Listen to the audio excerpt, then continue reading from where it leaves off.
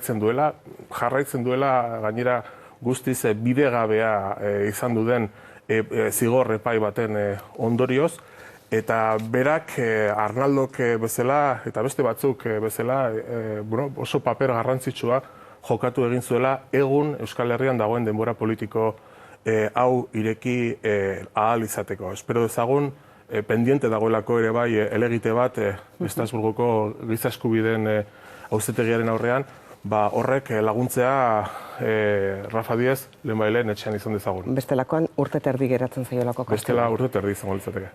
Martxoak bat izan da gaur, nola labur bilduko zenduko eguna bukatzeko Fernando Barrena? Super asteartea. Super asteartea izan da. Fernando Barrena, mila esker gurekin izateagatik, bene-benetan eskertzen dizut etorri izana, laizter arte izango dugu aukera berriz ere izateko, orain zuk esandakoi eta egunak emandako beste gai batzuri azpimarra egin behar diegu, eta horretarako gurekin dira, Galder del Campo alde batetik, Gabon ta ongi etorri Galder, Pilar Calzada Gabon ta ongi etorri. Eguzki Urteaga, ongi etorri Gabon, zer moduz, eta hemen dira baita ere Adrian Zelaia, Gabon, ongi etorri, Joseba Arandiaran, Gabon zuri ere, eta ekin egingo diogu iruditzen baldin bazaizue, Eguzki Urteaga Fernando Barrenari azpimarra eginez, eta ondoren egunak eman dituen beste kontu batzuetara, baita Sánchez jaunaren inbestidura ekitaldira ere. Esai dazu?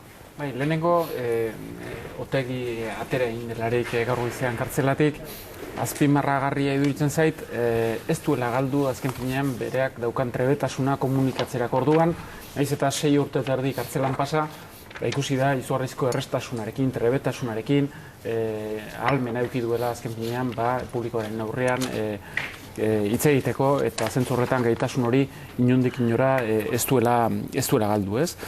Une berean, nabaritu zaio izugarrizko gose politikoa daukala.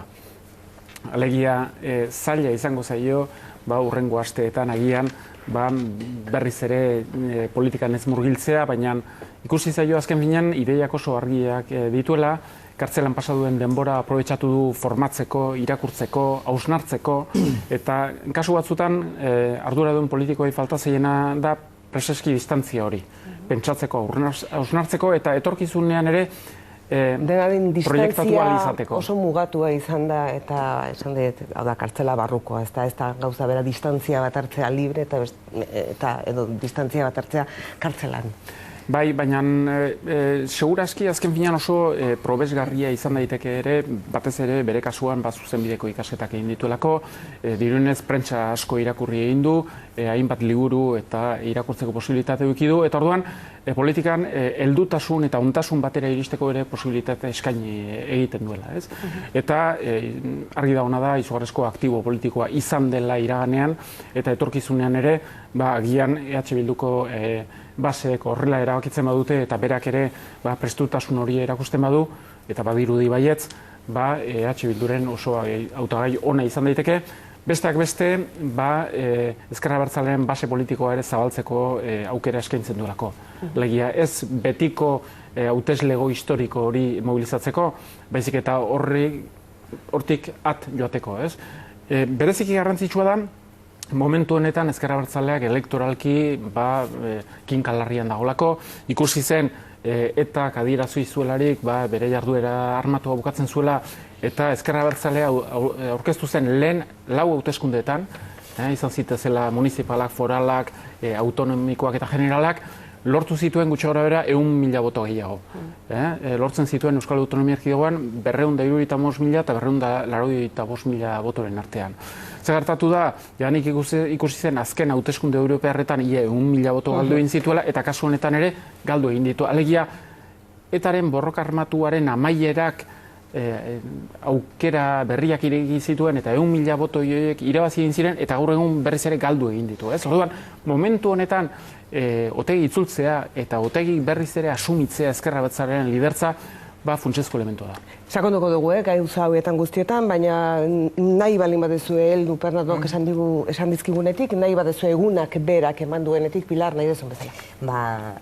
Fernandok utzitakoetatik, deigarria egin zait, nola jauzi egin duen momentu batean argi xamar iruditu zaidan gainera nola deskribatu duen zalantzarik ez, Arnaldo Otegi ezker abertzalearentzat aktibo politiko oso importantea dela nola esan duen, baino ezker abertzalearentzat baino gehiago herri aktibo gisa kontsideratu duen eta berehala kokatu du bere ekarpena edo berak uste du bere ustez izango duen ekarpena, ezker abertzalearen barne prozesuarekin ertxikilotuta ez dauden beste zerregin batzuetan. Irudi lezake hor gerta daitekeela joko hori, ez da, edo beste zenbait mugimendu edo alderdi politikoetan nabarmena ere izan dana, egiturak eta barne prozesuak bideratzeko estrategia batzuk finkatzeko eta bar, ez izatea lider karismatiko hori gizarteren aurrean beste paper bat jokatzen duena. Fernandok bereizketa hori egin du, nabarmen xamarra iruditu zait gainera nola bereizi nahi izan dituen bi plano horiek, ez da, behar bada horrek ere pista eman aldigu, aurrera begira gerta daitekeena ulertzeko. Eta joka dezakeen paperaren inguruan hori da. Gardler del Campo, zure txanda, Gabon ta ongi etorri. Gabon. Ni honi buruz bi hausnarketa, Barrenak esan duenari buruz bi hausnarketa orokor egingo nituzke. Alde batetik, orain Pilarrek ere aipatu du, guztiok uste dut eguzkik baita, Barrenak paper garrantzitsu bat opa dio Arnaldo Otegiri, ez da, aurrerantzean, eta ezker abertzaleak orokorrean paper garrantzitsu hori espero du baita. Eta nik uste dut, hain zuzen ere, Otegik gaur egun jokatu dezaken paper bakarra dela, damutzarena eta barkamena eskatzarena zintxo terrorismoaren biktimei eta etak izan dituen biktima guztiei. Hain zuzen ere, hamarkadetan hori babestu zuen, Arnaldo Otegi, 80ko hamarkadetan, 80ko hamarkadetan, eta oraindik horri buruz ezer ez du esan. Bakeaderen denbora dela esaten du, baina barkamena eta damutzearen papera ez du jokatu oraindik ere. Eta hain zuzen ere, kondenatua izan zen Arnaldo Otegi, garai hartan, batasuna alderdi proterrorista hori, bersortzegatik, lan horietan aritu egin zen, alderdi proterrorista bat. Beraz, zuk ez dezu uste Arnaldo Otegik jokatu zuen papera erabakigarria izan zenik ondoren zabaldu zen eszenario politikorako erabakigarria edo pixua izan zuen papera izan zenik ondoren zabaldutako eszenatoki politikorako? Nik uste dut ez, ze azkenean ondoren zabaldu zen eszenatoki politikoa izan zen, azkenean eta barruan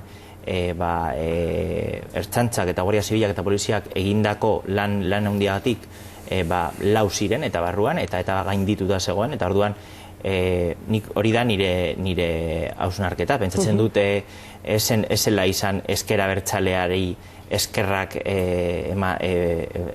abertzaleari esker. Ez agian berari bakarrik ere, diot, berak ere ez ote zuen eraginik izan.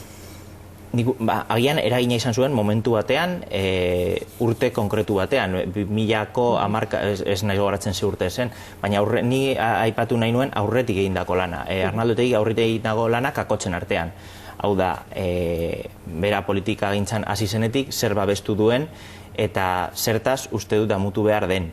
Eta paper hori oraindik ez du jokatu, eta ni horren zain nago. Pilar eta Eguzki. Iduritzen zait, historiari erreparatu behar zaiola eta datuak ere gogoratu behar direla. Arnaldo Otegi iristen da ezker abertzalearen baitan lehen lerro politikora Lizarra Garaziko akordioa lortu egiten delarik, eta momentu horretan etak iragartzen du, broka armatua suetena iragartzen du. Gero ikusi da, negoziako eta horiek ez dutela aurrera egiten, eta berriz ere, eta broka armatuare berriz martxan jartzea erabakitzen du.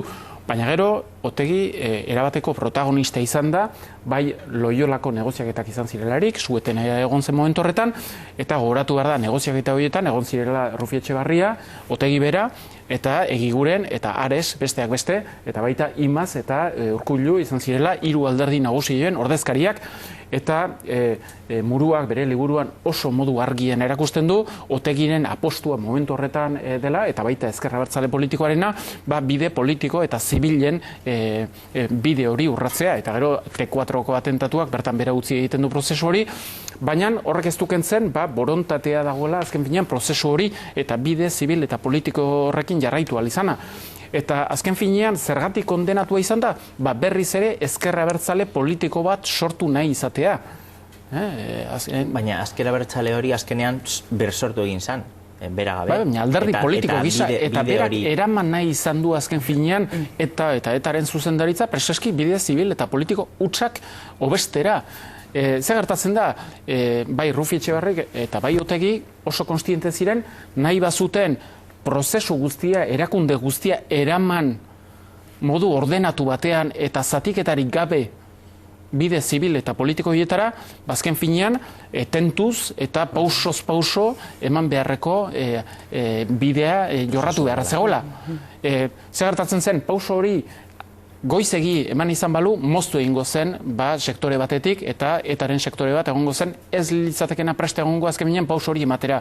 Orduan kontua ez da, berak errefleksio hori etzuela aurrera ere eman, baizik eta lortu behar zuen, gainontzeko guztia konbentzitzea, eta modu bateratuan eta baketsuan iristea. Eta onartu behar da, ezkerra abertzalearen baitan, eta etaren baitan, lortu dela prozesu hori, barne zatiketarik gabe egitea, modu ordenatuan, bateratuan, eta ikusi da, lau urte erdian, inongo atzerapenik ez dela egon. Hori lortu da aurreko lan guzti hori egin delako, eta pausoz eta atentuz joan direlako. Goizegi izan balitz, horrek zatiketak sortu izango lituzke, eta ez ginateke gaur egungo eszenatokia. Pilar zei dago, Bai, edo hortan ikuste dutaz azalpen hori guztiak ere oso kontuan izan behar direla, baina badela oraindik ere askoz ez ere sinpleagoa, eta barkatuko jazue sinpleegia ere bada gogoeta, eza. Jodezagun, askoz hobeto edo askoz okerrago egongo ginateken garai horietan, eta ez bakarrik momentu puntual horretan Loiolan, baizik eta aurreko momentu guztietan, eta ez bakarrik Arnaldo Otegi baizik eta berarekin batera ausardi hori izan zuten zenbaitzuek deus egin izan ez balute. Utzi izan balute gauzak zijoazen bezala joaten bere inolako etenik eta jarri izan gabe. Nik uste dut ezetz. Nik uste dut oso simplea dela eta konparaketak batzuetan erreztu egiten duela ulertzea. Horrek ez du esan nahi bakea ekarri duenik Arnaldo Otegik.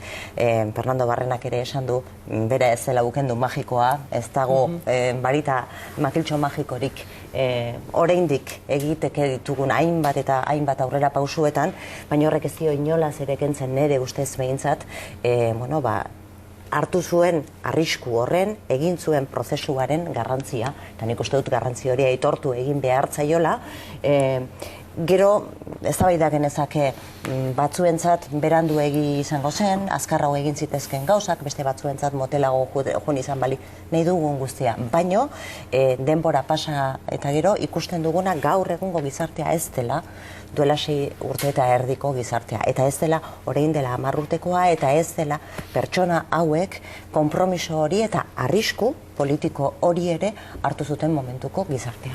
Baina zuek esan duzuena, arrazoi duzuen, baina horrek esan duzuen guztia ez du kentzen Otegik aurretik zituen erantzukizunak.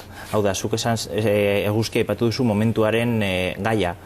Momentu hortan erabaki edo adibide gisa jarri liteke bera esateko hori ez zela bidea, baina ez zuen egin. Momentua ez zuen ikusi egokia zenik, eta aurrerago egin zuen, eta lasaitasunez egin zuen, pausu hori, nik uste dut, hori printzipio batez egin beharko zuela, eta beraz, erantzukizunak badauka aurretik.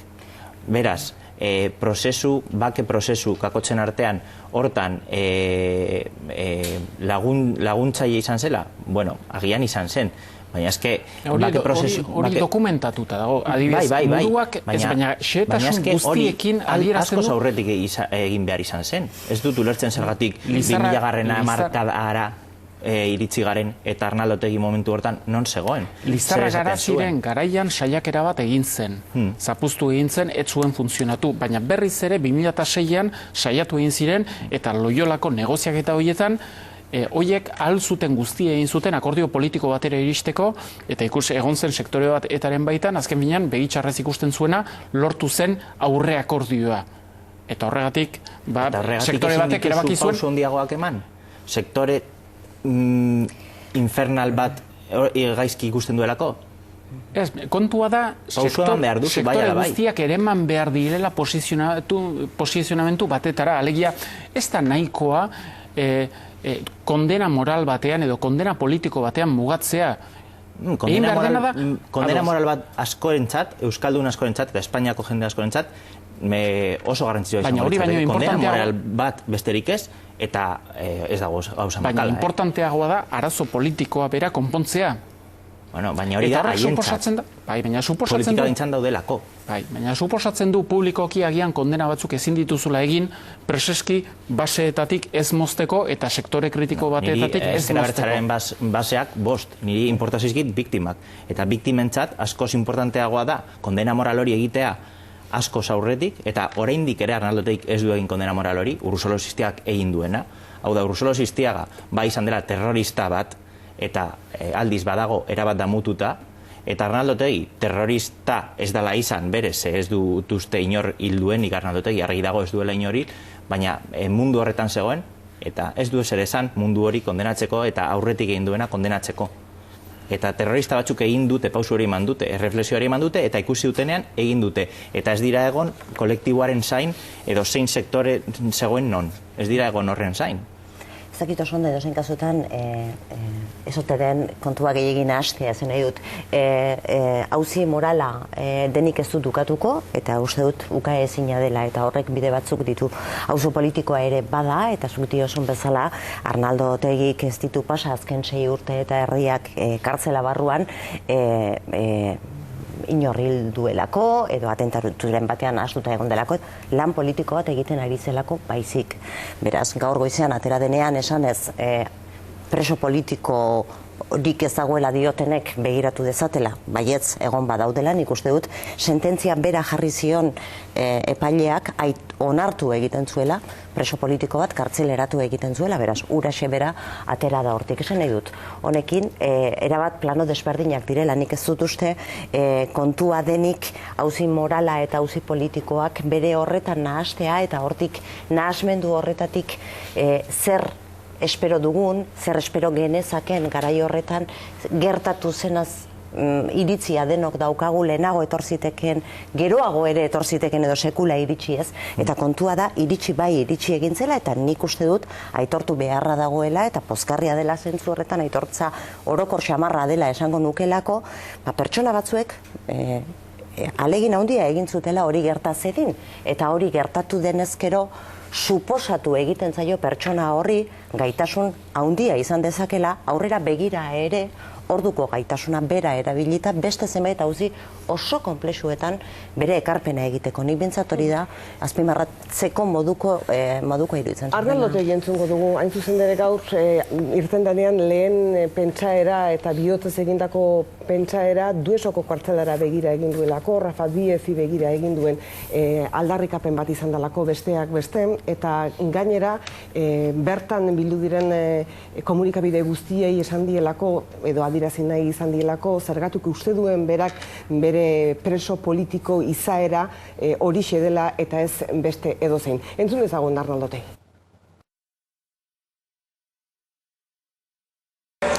Orain politika berria modan dagoela diote batzuk, agian egi izango da. Baina gure printzipioak beti izan dira berriak, herriarekin beti bat egin dutelako. Ez gera guztarrak izan inoiz. Guk Euskal Herriarentzat etorkizun berria daukagu eta etorkizun berria nahi dugu. Hori politikaz hitz egiten aritu denean, politika berriaz eta etorkizun berria nahi duela eta herriarekin egindako politika hori jo du berritzat Arnaldotegik, eta esan bezala baita Rafa Diezen inguruan esandakoak ere, entzun. Eta nire lehen pentsaera bihotzez ere Duesoko kartzelara doa Rafarentzat. Rafa ere etxean behar dugu. Rafa bihotzean eramaten dugu. Eta Rafa bezala preso guztiak Rafa bezala preso guztiak esan du, berak esan bezala bere preso politiko izaera aldarrikatu du, eta ondoren gaur sare sozialetan egondan dela egiteko eztabaida Espainia mailan ere, ordezkari politiko batzuk esan dutenaren inguruan, eta beste batzuk erantzun izan dutenaren inguruan eguzki. Bai, estadu mailan Pablo Iglesiasek tuit bat esan du, azken finean posten zela, otegi aske geratzen zelako, ideia politiko batzuk defendatzeagatik kartzelaratua izan zelako, eta horrek eragin ditu hainbat erreakzio eta erreakzio gogor batzuk PP-ri dagokionez bereziki, konsideratuz otegi kondenatua izan zela Audientzia Nazionalaren bidez, eta ekintza kakotxen artean terrorista batzuengatik bete zituela 6,5 urte horiek, ez? Edozein kasutan, hor azpimarratzen den elementuetariko bat da, eta berriro komentatu izan duguna da, horrendikan 400 preso daudela Frantzia eta Espainiako kartzeletan, eta benetako elkarbizitza bat sortu nahi bada, eta sustratu nahi bada, eta benetan fase politiko berrira pasa nahi bada, ezinbestean soluzio bide bat aurkitu behar zaiola. Zentzu horretan, gobernu berri bat egongo balitz, eta batez ere ezkerreko gobernu bat izango balitz. Orain txitze egingo dugu gobernu berri. Kontutan izanik, investiduraren lehen saioan aukera gutxi egon daitezkela, agian horrek espektatiba batzuk ireki ditzazke, beti ere oso zuhurra izanez, eta itxaropen gehiagi eduki gabe, ea Espainiako gobernua zerrenolako jarrera eduki dezan eta zerrenolako politika penitenziario eduki dezan.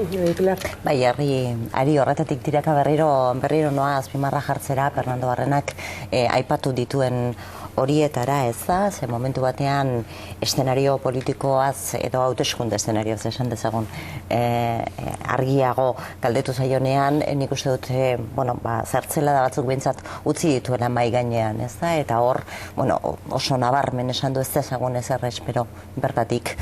Nik uste dut distantziak ere markatu nahi izan dituela argi xamar Podemosa aldu gurekiko, eta baita ere normala den bezala behar badori askozaz ere espero izateko guazan, Euskal Alderdi Jeltzalearen gandik ere bai, ez da? Nik uste dut, gobernu berri batek horretarako aukera emango balu edo gaur entzun dugunetik ez du ematen, Ezker Abertzaleak bide horretan edo esku horretan karta asko jokatzeko prest dagoenik. Hala ere, Arnaldo Otegik gaur kasta hitza bi aldiz erabili du, okerrezpanago bi aldiz izan da, beraz, berak ere badaki...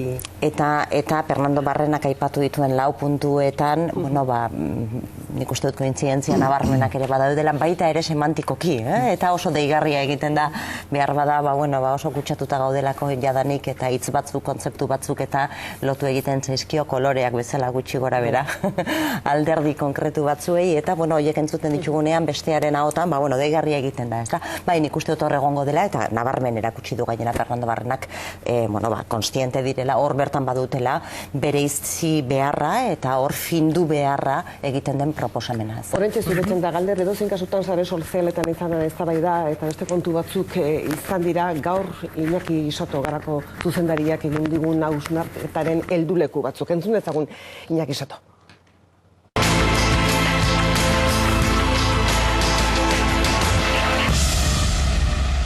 Arnaldo Otegi askatu duten egunean, 3 auzi nabarmendu nahiko nituzke. Lehenik eta behin, oraindik 382 preso geratzen direla Espainiar eta Frantziar kartzeletan sakabanatuta, eta hoiek askatzea, hoiek etxera ekartzea lehentasun bat izan beharko lukela gure herriarentzat, baita gure agintarientzat ere. Horri lotuta, non dago Iñigo Urkullu gure lehendakaria. Izan ere, Albert Rivera eta Pablo Iglesiasen artean otegiri buruzko polemika bat pizten zen bitartean, Twitterren lehendakariak komertzioari buruzko mezu bat zabaltzen zuen. Ez zait zilegia iruditzen, ez zait justua iruditzen, eta ez zait inteligentea iruditzen.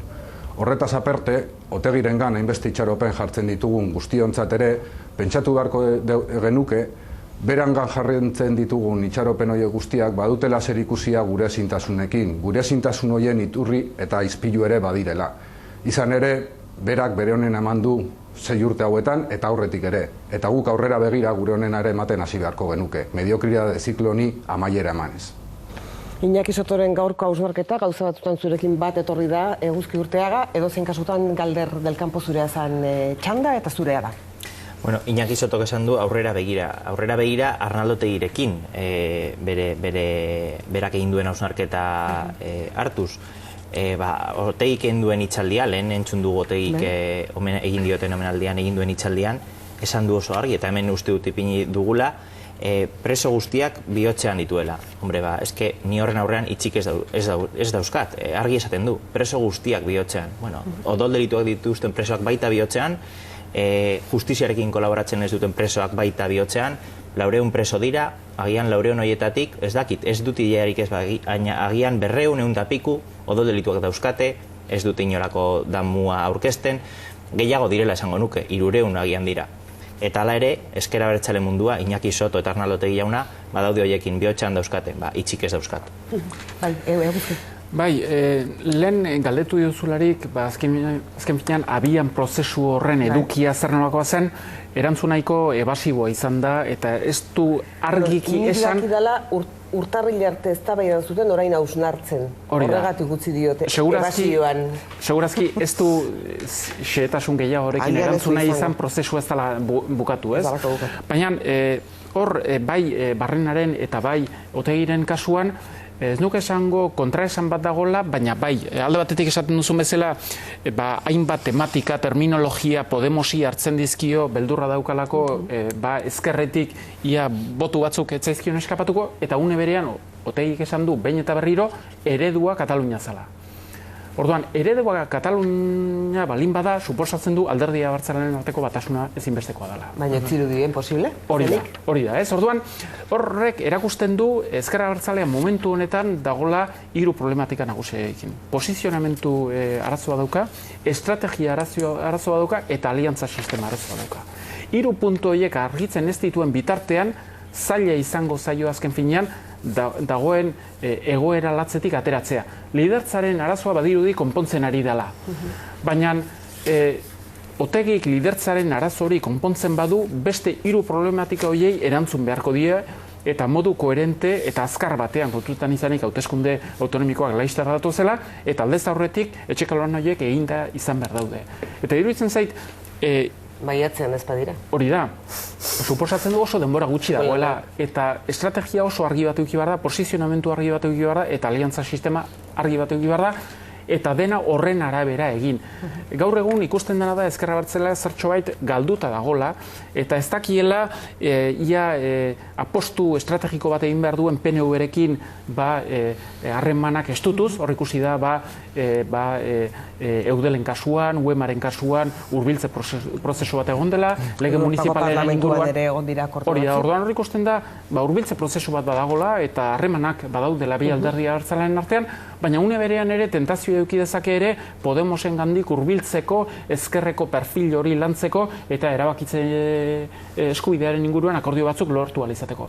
Iristen den momentu batean non aukeratu egin behar da. Edo bata, edo bestea. Pilar, eta iruditzen balen bazaizu ondoren Sánchezen gaurko hitzaldiari buruz hitz egiten hasiko gera, biharkorako begira, eta beste zenbait kontu ere bai, hemen zaudeka. Iristen dela momentuan nun erabaki egin behar den pentsatu dut ja bertan ginela Madrilgo gortetako ez da hori datzen behin da berri zentzuten ari gara esaldi hori, ez da. Bueno, iristen da momentua, eta nik uste dut iritsiko dela erosin kasutan ez dakit posible den momentu honetan horren kondizionatuta gaudelarik gerta daitezken eta hor daitezken hauteskundengatik egutegi erabat zoroa, bildurgarri xamarra ere, pausu bat emateak, auskal honorantz eta bar, ezakin doraino egoera horretan analizatu behar ditugun gauza konkretu batzuk norabide gisa. Alegia horregia da, egon direla akordio batzuk, bere garrantzia dutenak Euskal Alderdi Jeltzalearekin, ezakit horrek benetako pista bat ematen duen, ala beste testuinguru lasaiago batean, beste modu batez aztertu beharko genituzken. Nik uste dut momentu honetan pieza guztiak... Edo beharko genduken Euskal Alderdi Jeltzalea bera ere. Bera ere, bai.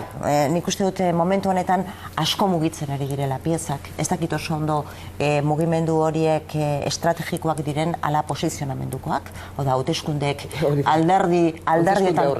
alderdietan sortzen duten tentsio hori, sortzen duten hiperaktibitate hori, ez da?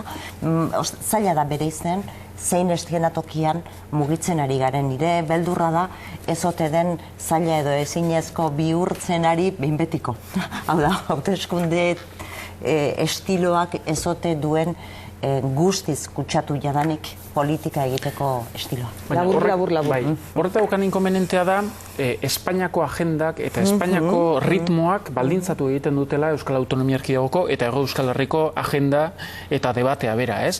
Eta orduan, iruditzen zait, edota alderdi abertzaleek erabakitzen dute asumitzea agenda propioa eta bide propioa jorratzea, edo beti egongo dira arraskan ea Madrilen zer erabakiko den, Madrilen gobernu bat egongo den ala ez, eta zer noako gobernua, eta hori dutzen zait arazo bat dagoela, bai PNV-rentzat eta bai Ezker Abertzaleen-zat, zeren azken finean debatea estatalizatu egiten bada horrek alderdi estatalei mesede egiten di, eta batez ere Podemosi.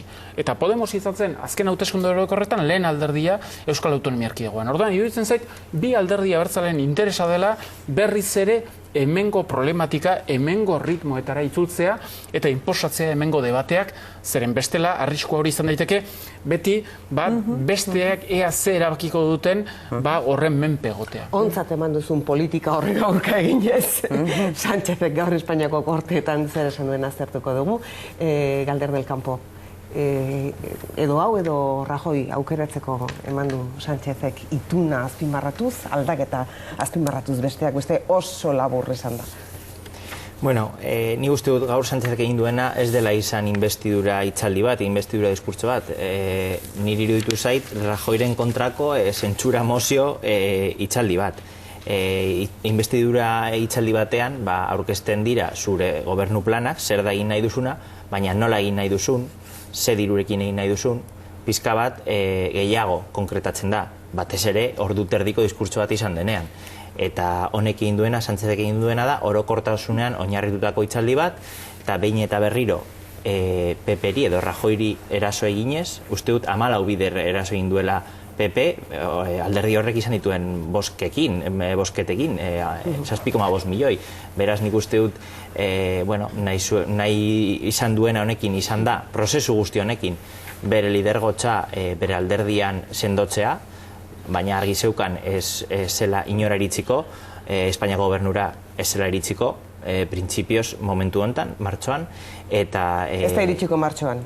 Martxoan... Ostiralean ere ez duz uste? Nik ez dut uste. Eta nola ikusi duzu Rajoy azkeneko egunetan, nola ikusten duzu Partido Popular azkeneko egunetan, ahots batzuk gero eta ozenago alternatiba, releboa eskatuz?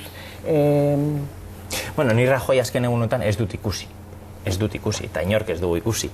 Baina alderdi popularren barruan kupulan edo lidergotzan daudenek bai zaharrak kakotzen artean edo berriek esaten dute Rajoy dela burua. Egia da batzutan entzun dela, agian aldaketa egin behar dutela, eta nik uste dut pentsatu behar luketela aldaketa noiz iritsi beharko den, baina haiek ez dute esaten Rajoy ez dela kandidato izango, hautagai izango hauteskunde berriak baldin badira. Berdin zait Andrea Levy entzutea edo Maroto entzutea edo hau da, ejekutiban berriak sartu direnak berdina esaten dute, Rajoyrekin daudela. Hauteskundeak errepikatuko baldira, iruditzen zaizue Rajoyk eta Sánchezek jarraitzeko lekua bai, eta aukera ere bai, hori ez zalantzan jartzen, baino eliratekelaia dagoeneko nola baita amortizatuta egongo?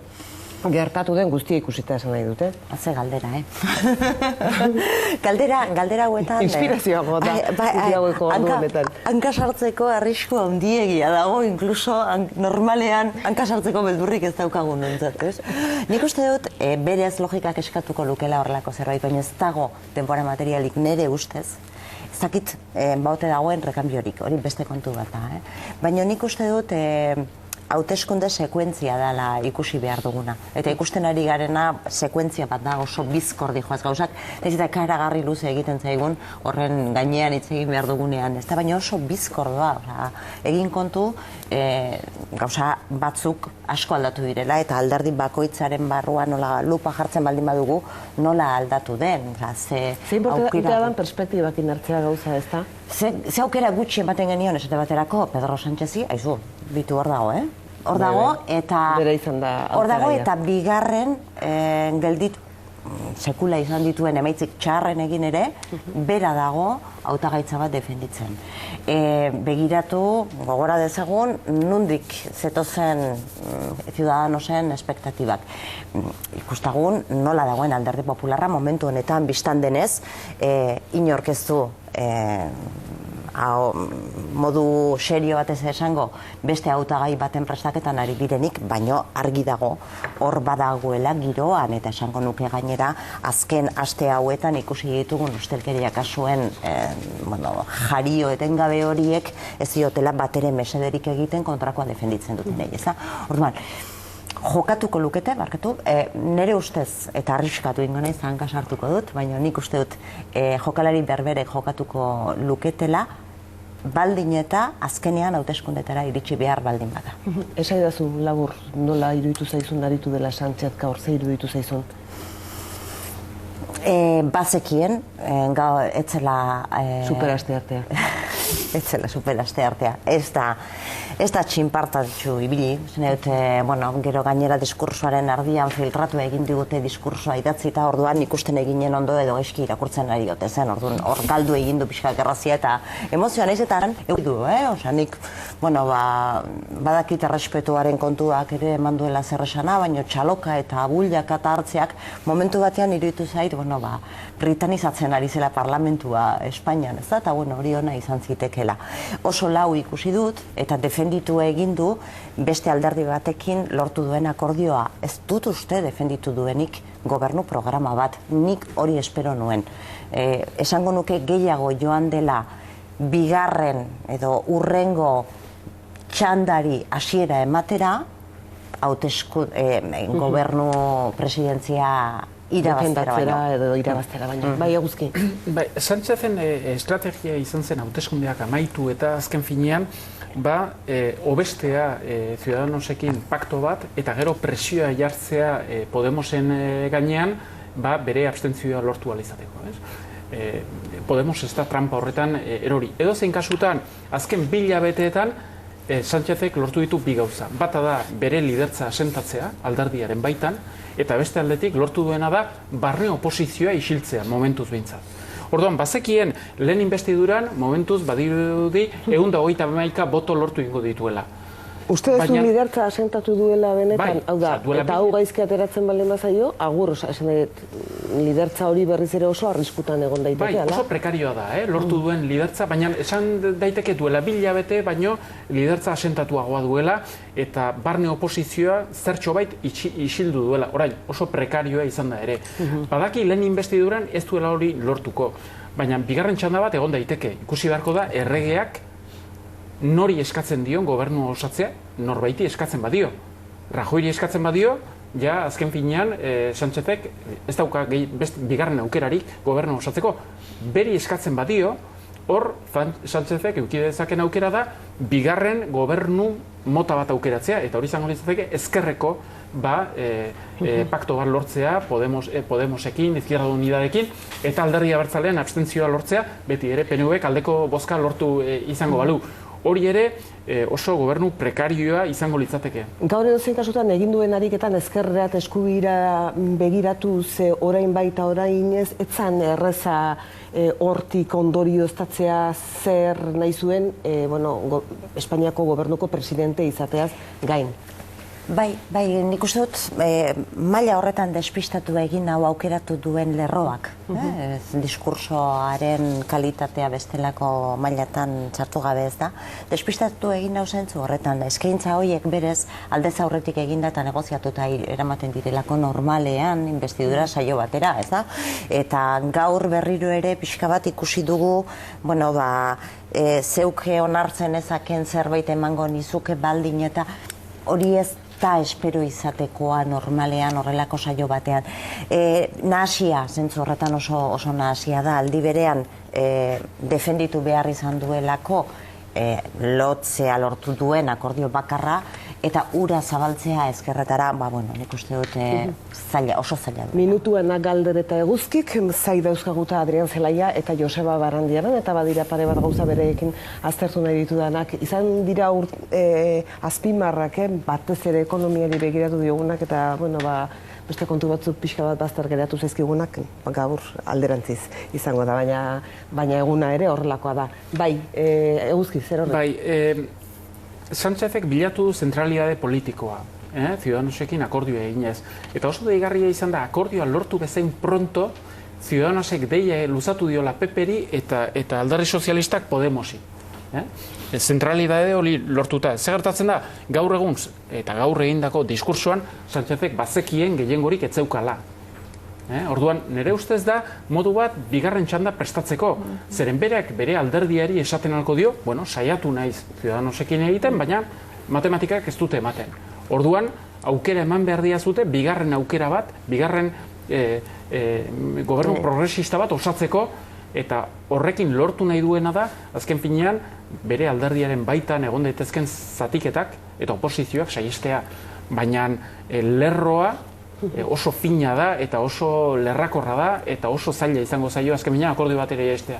Edozein kasutan, berak bere burua aurkeztu dezake, esanez, ni saiatu naiz gobernu hori osatzen, ez bada gobernu horik osatzen eta hauteskunde antizipatuak balin badaude, hauteskundeak errepikatu egiten badira, bera ez dagoa inposizio txarrean. Bai, Agalder, bukatzeko. Pilarrek esan du, oso fondo begiratuta diskurtsoa itzaldia oso fondo nahasia izan duela, eta zuk orain ere esan duzu. Batzutan bazirudien eskerrari egiten zizkiola ginoak, beste batzutan zentrori edo eskuinari, fondoari begira ezer argi ezin genuen atera. Eta gero argi dagoena da bere hitz potentenak izan direla aldaketa eta elkarrizketa, behin eta berriro. Uste dut gehien erabili duen hitza izan dela elkarrizketarena. Eta hori uste dut nahiko lotxagabea dela elkarrizketaren hitz erabiltzea, hori lehen esan dut.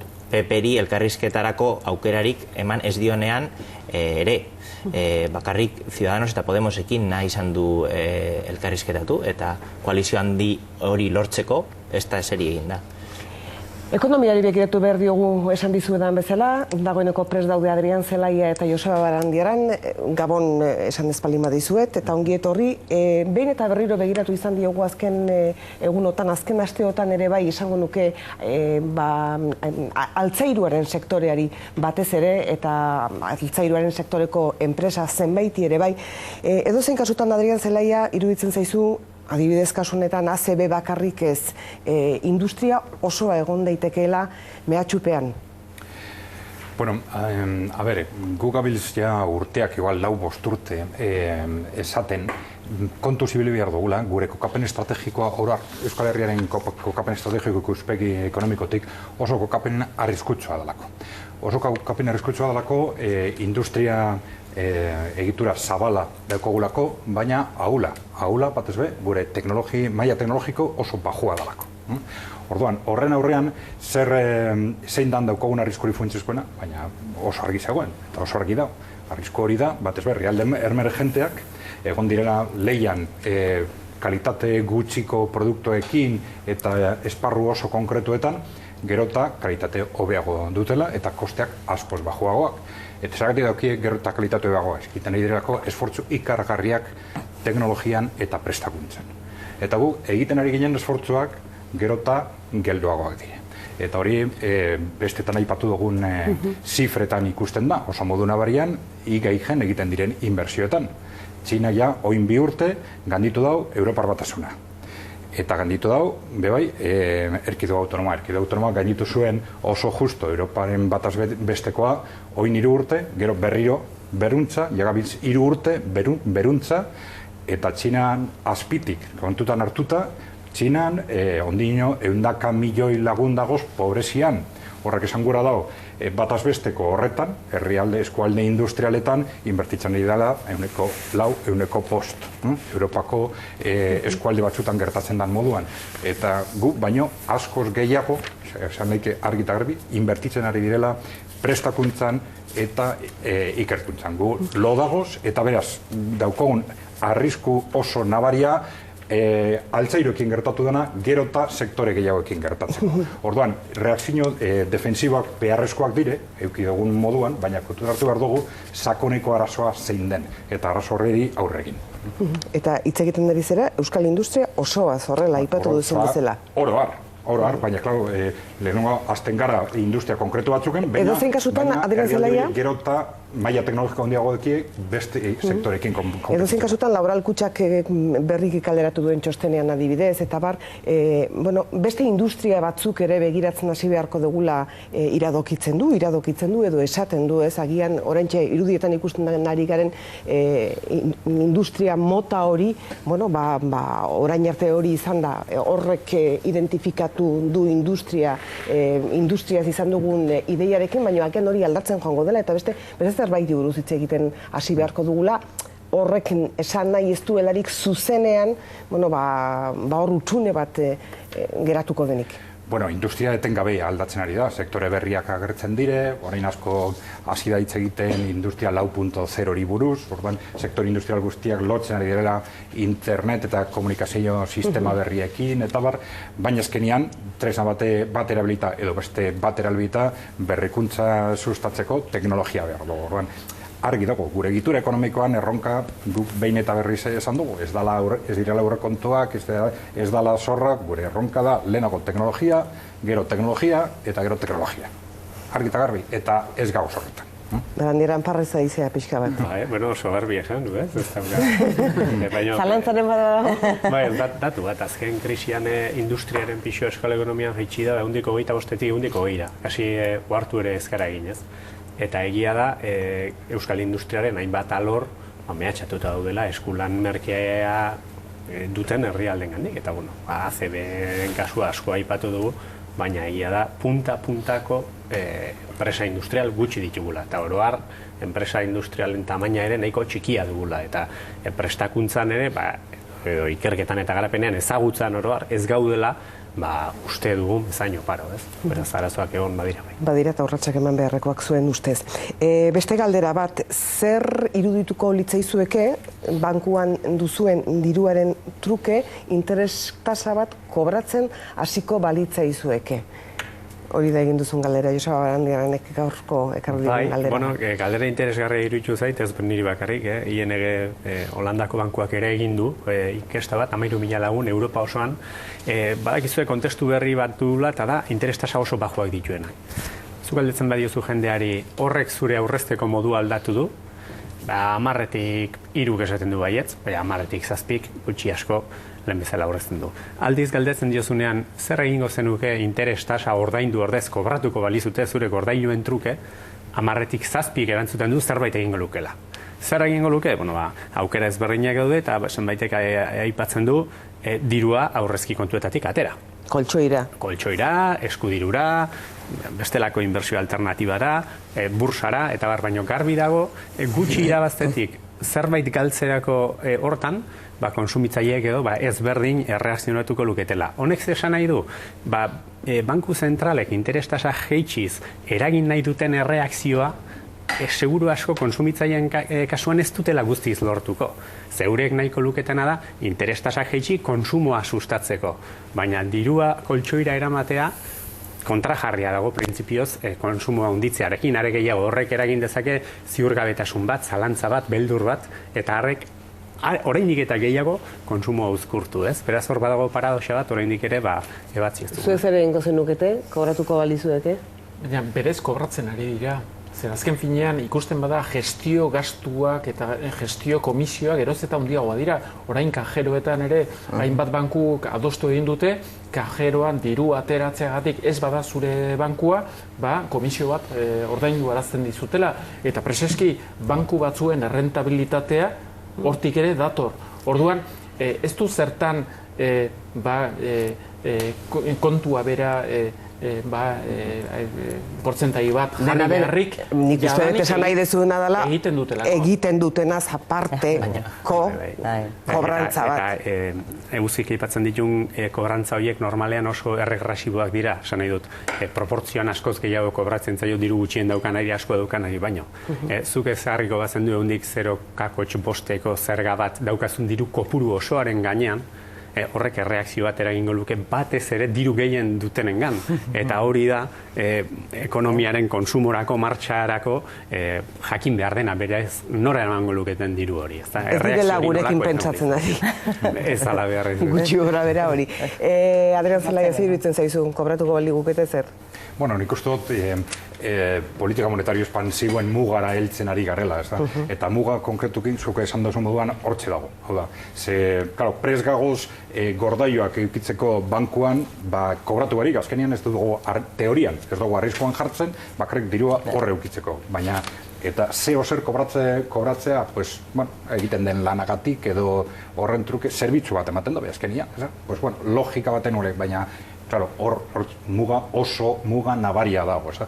Zeo zer horretatik apur bat beruntza junezkero, hasiko lirateke hori gordaioak ateratzen, edo beste alternatiba berriak sortzen, ez da? Ze, klar, bankoen betiko logika, gordaioak eta kreditua elkartzen apurtzen da, sistema horrekin. Eta orduan, logiko nire zango litzake, erakunde berriak sortu, bakarrik gordaioa gordetzeko, hor bertan eukita. Haitzuzen ere, nik uste dut hor dagoela, benetan erronka, hor dagoela, nik uste dut lehen aipatu dugu beste gai batzuetan posizionamenduan, nik uste dut oro har finantza sistemak pentsatu beharko lukela zein den gaur egun bere posizionamendua, ez da.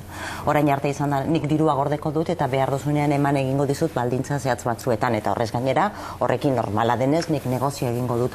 Orain beste bitartekari batzuk askoz gehiago sartu dira joko horretan, eta orain ja nagusitasuna ia bakarrik erakunde finantzieroek eman duten paper hori orain beste batzuk hasi dira betetzen. Txikiak dira oraindik, oso alternatiboak dira oraindik, penalizatuta daude, azken batean, konfiantzaren merkatu bat ere badelako, baina egia da erakunde finantzieroek ez dutela bereiziki eta kariño handiarekin jorratu eta landu konfiantzaren kapitala hori bezeroekiko, beraz nik esango nuke hor badagoela aldaketa bat. Diru asko daukaten pertsonek badaukate posibilitatea tasa horiek negoziatzeko bankuarekin, eta ez badaude ados kompetentziara jotzeko eta izugarrizko mugikortasuna dago diru horren inguruan eta kontu horren inguruan. Aldatu ezin dezaketenak dira bazkeminan diru gutxi daukatenak. Eta zer gertatzen da, nola soldatak domizialiatuak dituzten, nola hainbat faktura ja kontu korronte bat bidez egiten diren, pertsonaiek ezin dute diru hori aldatu. Eta horri gehitzen badiogu kajerotik 2 euro edo euro bat eta 80 kobratzen badizute 20 euroren gainean, komisioa oso altua da, ez? Orduan, horrek egiten duena da, batez ere penalizatzen ditu mugitzeko gaitasun ez daukatenak eta negoziatzeko ahalmen hori ez daukatenak. 36 hipermerkatu, 22 gasolindegi eta 8 merkataritza galeria saldu ditu Eroskik eta saldu dizkio Carrefourri. Bueno, oso aurrera pauso importantea da Eroskiren estrategian, uste dut. Horrekin, saldu da behan, haintzat 200 milioi ingurutan, eta, horrekin ez da konpontzen sakoneko arazoa. Hau da, sakoneko arazoa zorrarekin. Zorra oroar 2.500 milioikoa da, aurten ziurazki 2.500-etik 2.000-ara pasatu dira, baina lotu dabe epe laburregan importantena zana. Hau da, bankuek akordio batera llegatzeko eskatzen zuten.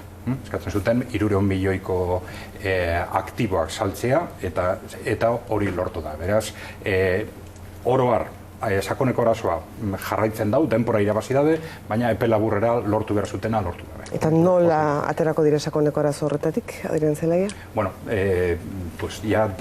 horrek denpora eskatzen da, rentabilidadea lortu, eta apurka zorra daukien zorra karga horrari aurregi alizateko. Zerbait erantzun nahi berandieran? Ez, autonomia galera da azken finean, ez? Zorrak agintzen dutenean, errentagarrien diren negozioetan zentratu eta besteak alabearrez saldu.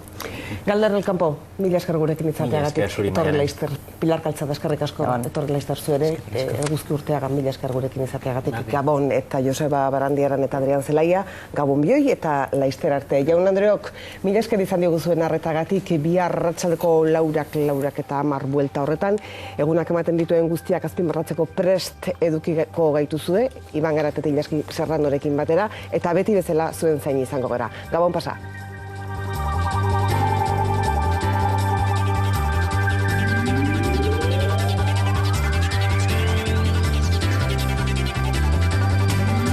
Ostegunean martxoak 3 Gasteizko sarraskiaren biktimei oroimena. Bertan oso gertutik hil egin zuten. Eta ondoren itxaro borda. Gehiago eman dit